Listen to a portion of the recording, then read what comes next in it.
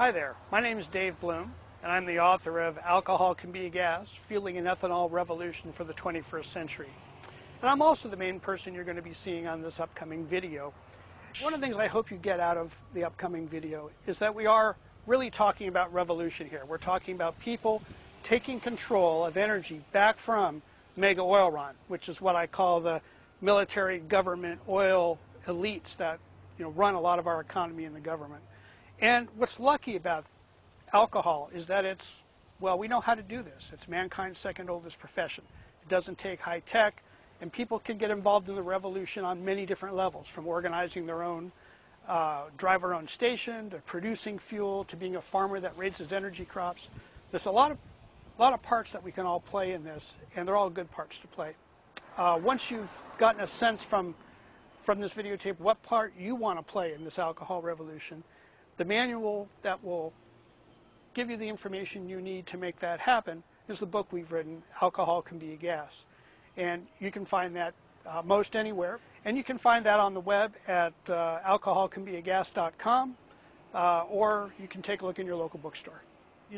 You've heard this actually in the last few weeks in the debate of the energy bill in the Senate. They basically say that alcohol is completely unsustainable economically. It's only a way to make Midwest farmers rich at the expense of American taxpayers subsidizing alcohol fuel. Otherwise, it couldn't survive in the market. We'll talk about that. Because China's figured out that we're not going to let them have any of that Caspian oil. And they're bypassing oil. They're going right to alcohol. They have the biggest alcohol plants in the world right now in China. The 2008 Olympics are going to be run on alcohol in China to show the rest of the world that oil is not king. Okay. But I'll tell you, cars right now are coming off our assembly lines in the United States able to run on alcohol. But I'm going to save that for a little bit. We'll get there. Well, I'm going to try something I haven't done for 20 years. I'll see if I don't blow myself up in doing it. I'm going to burn a little bit of alcohol and gasoline to show you a little bit about the difference, really directly. A few years ago, 15 years ago, you couldn't do what I'm doing here with gasoline, which is put it in a bowl and then light it. If you put it in a bowl and stood back 10 feet and lit a match, that would go off. Because we had much more volatile gasoline 15 or 20 years ago. So, that's gasoline, and that's alcohol. Now, there's 5% gasoline in the alcohol. That's why you can see a yellow flame at all.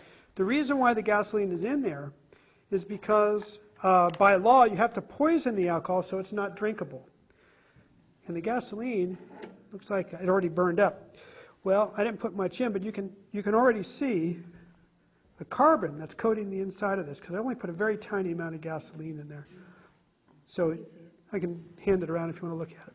Now, the alcohol is not causing any carbon, even with the 5% gasoline, but the difference between the gasoline and the alcohol is I can put it out with water.